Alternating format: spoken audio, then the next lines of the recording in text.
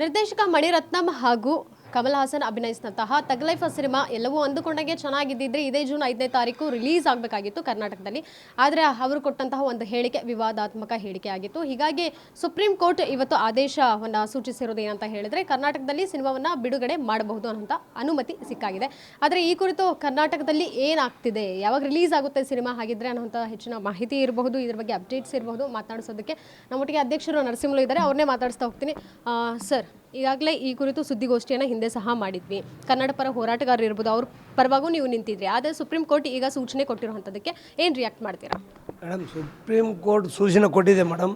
ಮೊದಲನೇದಾಗಿ ಸ್ವಾಗತಿಸ್ತೀವಿ ಅದನ್ನು. ಯಾವುದೇ ರೀತಿ ಅವ್ರನ್ನ ಹೇಳಿರೋ ಸೂಚನೆಗೆ ನಾವು ವಿರುದ್ಧ ಹೋಗೋದಿಲ್ಲ, ಮಾಡ್ತೀವಿ. ಅಂದಾಗ ನಾವೇನು ಅವ್ರಿಗೆ ಯಾವತ್ತೂ ಬಿಡುಗಡೆ ಮಾಡಬೇಡಿ ಆಗಲಿ ಇನ್ನೊಂದಾಗಲಿ ಸಿನಿಮಾ ಬಗ್ಗೆ ಎಲ್ಲೂ ನಾವು ಮಾತಾಡಿಲ್ಲ.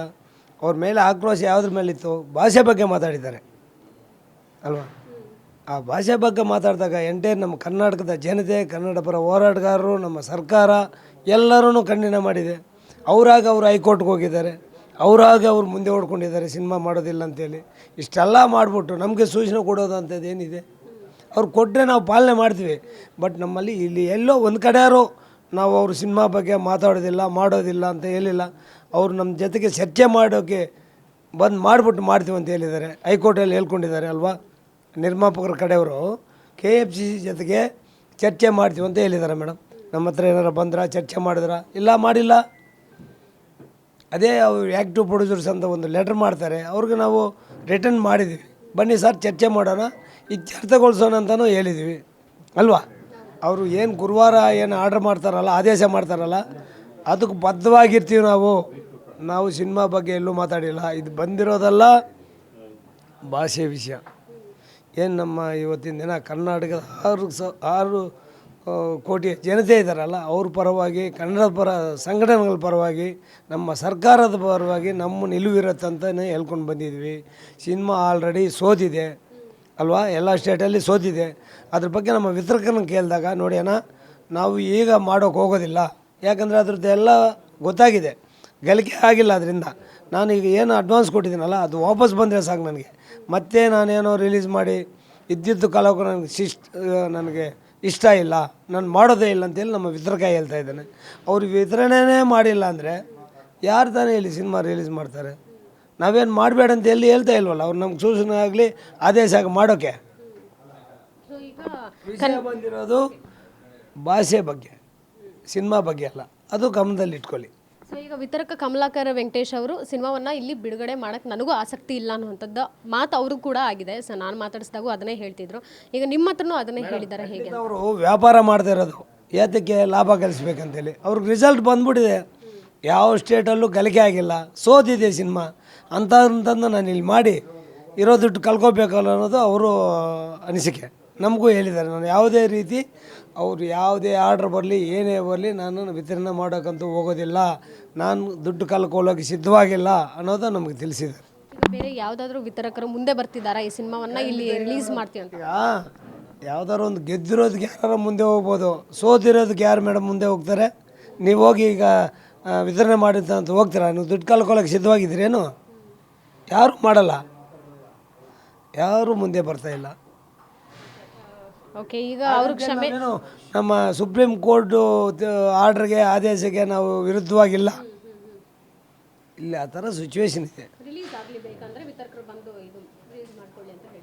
ಅಲ್ಲ, ಆಗಲೂ ಚರ್ಚೆ ಮಾಡಬೇಕು. ಅವರು ವಿಷಯ ಬಂದು ಭಾಷೆ ವಿಷಯ ಆಗಿದೆ, ಸಿನಿಮಾ ಬಗ್ಗೆ ಇಲ್ಲ. ಸಿನಿಮಾ ಬಗ್ಗೆ ಯಾರಿಗೂ ಆಕ್ರೋಶ ಇಲ್ಲ. ಇಲ್ಲಿ ಅವ್ರಿಗೇನು ಸಿನಿಮಾಗೆ ಬಂದರು ಪ್ರಮೋಷನ್ ಮಾಡಬೇಕಾಗಿತ್ತು, ಹೋಗ್ಬೇಕಾಗಿತ್ತು. ಭಾಷೆ ಬಗ್ಗೆ ಯಾರು ಮಾತಾಡಿರೋದು? ಅವ್ರ ಹತ್ರ ಏನಾದ್ರು ಎವಿಡೆನ್ಸ್ ಇದೆಯಾ? ತಮಿಳಿಂದ ಕನ್ನಡ ಹುಟ್ಟಿದೆ ಅಂತೇಳಿ ತಗೊಂಡು ಬರಲಿ, ಎವಿಡೆನ್ಸ್ ಇದ್ದರೆ ಕೋರ್ಟ್ಗೆ ಕೊಡಲಿ, ನೋಡೋಣ.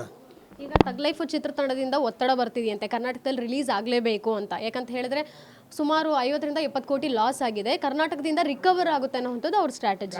ಖಂಡಿತ ಮೇಡಮ್, ಅದು ರಿಲೀಸ್ ಬಗ್ಗೆ ನಮ್ಮ ಚರ್ಚೆನೇ ಆಗಿಲ್ಲ, ಚರ್ಚೆನೇ ಆಗೋದಿಲ್ಲ. ಯಾಕಂದರೆ ನಾವು ರಿಲೀಸ್ ಮಾಡೋದಿಲ್ಲ ಅಂತ ಎಲ್ಲಿ ಹೇಳ್ಕೊಂಡಿಲ್ಲ. ವಿತರಕರು ಹೇಳ್ತಾಯಿದ್ರೆ ನಮಗೆ ನಷ್ಟ ಆಗತ್ತೆ, ನಾನು ಮಾಡಿದಾಗ ನಾನು ಮಾಡೋದಿಲ್ಲ ಅಂತ ಹೇಳ್ಕೊಳ್ತವ್ರೆ ಅಲ್ವಾ. ಅವ್ರಿಗೂ ನಾವೇನು ಇನ್ಸ್ಟ್ರಕ್ಷನ್ ಕೊಟ್ಟಿಲ್ಲ ಕಮಲ್ ಹಾಸನ್ ಅವ್ರಿಗೆ. ಬನ್ನಿ ಚರ್ಚೆ ಮಾಡೋಣ ಅಂತೇಳಿ ಚರ್ಚೆ ಮಾಡ್ತೀವಿ ಅಂತಾರೆ. ಅವರೇ ಕೋರ್ಟಲ್ಲಿ ತಿಳಿಸಿದ್ದಾರೆ, ಅವರೇ ಬಂದಿಲ್ಲ. ಅವ್ರು ಬಂದರೆ ನಾವು ಸಿದ್ಧವಾಗಿದ್ವಿ. ಸೊ ಈಗ ಕಮಲ್ ಹಾಸನ್ ಅವ್ರಿಗೆ ಈಗ ಓಪನ್ ಕಾಲ್ ಏನಂತ ಇರೋದಂದ್ರೆ ಒಂದು ಸವಾಲ್ ಅಂತ ಹೇಳ್ಬೋದು, ವಿತರಕರು ಬರಬೇಕು ಈಗ ಡಿಸ್ಟ್ರಿಬ್ಯೂಟ್ ಮಾಡೋಕ್ಕೆ ಆ ಸಿನಿಮಾ. ಎಸ್ ಮೇಡಮ್, ವಿತರಕರು ಬರಬೇಕು. ನಮಗೆ ಅದೇ ರೀತಿ ಏನು ಭಾಷೆ ಬಗ್ಗೆ ಮಾತಾಡಿದ್ರಲ್ಲ ಅದನ್ನು ನೀವು ಸಾಬೀತು ಮಾಡಿ. ಒಂದು ವೇಳೆ ನಿಮ್ಮ ಹತ್ರ ಏನಾರ ಎವಿಡೆನ್ಸ್ ಇದ್ದರೆ ಕೊಡಿ ಕೋರ್ಟ್ಗೆ ಅಲ್ವಾ, ಕೊಡಲಿ. ನಾವು ನಮ್ಮ ಕಡೆ ತಜ್ಞರಿದ್ದಾರೆ, ಸರ್ಕಾರ ಇದೆ, ಎಲ್ಲ ಇದ್ದಾರೆ. ಯಾವ ಭಾಷೆಯಲ್ಲಿ ಎಲ್ಲಿ ಬಂತು ಅನ್ನೋದನ್ನು ನಾವು ಕೊಡ್ತೀವಿ, ಎವಿಡೆನ್ಸ್ ಕೊಡ್ತೀವಿ. ವಿಷಯ ಇರೋದು ಸಿನಿಮಾ ವಾಣಿಜ್ಯ ಮಂಡಳಿ ಅಲ್ಲ, ಇದು ಇರೋದು ಭಾಷೆ ಸ್ಟೇಟು ಸಂಬಂಧಪಟ್ಟಿದ ವಿಷಯ ಆಗಿದೆ. ಇದರಲ್ಲಿ ಸೂಕ್ಷ್ಮ ಅಡಗಿದೆ. ಅದರಿಂದಾಗಿ ನಾವು ಯಾವುದೇ ರೀತಿ ಸುಪ್ರೀಂ ಕೋರ್ಟ್ನ ಆದೇಶವನ್ನು ತಿರಸ್ಕರಿಸೋದಿಲ್ಲ. ಅವ್ರು ಏನೇ ಆರ್ಡರ್ ಮಾಡಲಿ ನಾವು ಅದಕ್ಕೆ ತಲೆಬಾಗ್ತೀವಿ ಅಷ್ಟೇ madam. Thank you so much sir. So ಇದಿಷ್ಟು ಅಧ್ಯಕ್ಷ ನರಸಿಂಹ ಅವರ ಮಾತಾಗಿತ್ತು. ಅಂದರೆ ಸಿನಿಮಾ ರಿಲೀಸ್ ಮಾಡೋಕ್ಕೆ ನಮಗೂ ಸಹ ಅಂದರೆ ಸುಪ್ರೀಂ ಕೋರ್ಟ್ ಏನು ಆದೇಶ ಕೊಟ್ಟಿದೆ, ಸೂಚನೆ ಕೊಟ್ಟಿರುವಂಥದ್ದು ನಾವು ಕೂಡ ಒಪ್ಪಿಗೆ ಇರ್ತೀವಿ. ಆದರೆ ಡಿಸ್ಟ್ರಿಬ್ಯೂಟರ್ ಬರ್ತಿಲ್ಲ ಮುಂದೆ. ಈಗ ಅದೇ ದೊಡ್ಡ ಸವಾಲಾಗಿರುವಂಥದ್ದು ಕಮಲ್ ಹಾಸನ್ ಅವರಿಗೆ. ಆ ಕಡೆ ಸುಪ್ರೀಂ ಕೋರ್ಟ್ ರಿಲೀಫ್ ಕೊಟ್ಟಿದ್ರೆ ಈ ಕಡೆ ಕರ್ನಾಟಕದಲ್ಲಿ ಡಿಸ್ಟ್ರಿಬ್ಯೂಟರ್ದು ಒಂದು ಸವಾಲು ಈಗ ಎದುರಿಸಬೇಕಾಗಿದೆ. ಯಾವ ರೀತಿ ಇದನ್ನು ಮುಂದೆ ತೆಗೆದುಕೊಂಡು ಹೋಗ್ತಾರೆ ಚಿತ್ರತಂಡ, ತಗ್ ಲೈಫ್ ಕಾದು ನೋಡಬೇಕಾಗಿದೆ. ಕ್ಯಾಮರಾ ಪರ್ಸನ್ ರೂಪೇಶ್ ಜೊತೆಗೆ Keerti Patil, guarantee news, Bengaluru. Guarantee news, ಸುದ್ದಿ ಖಚಿತ, ನ್ಯಾಯ ನಿಶ್ಚಿತ.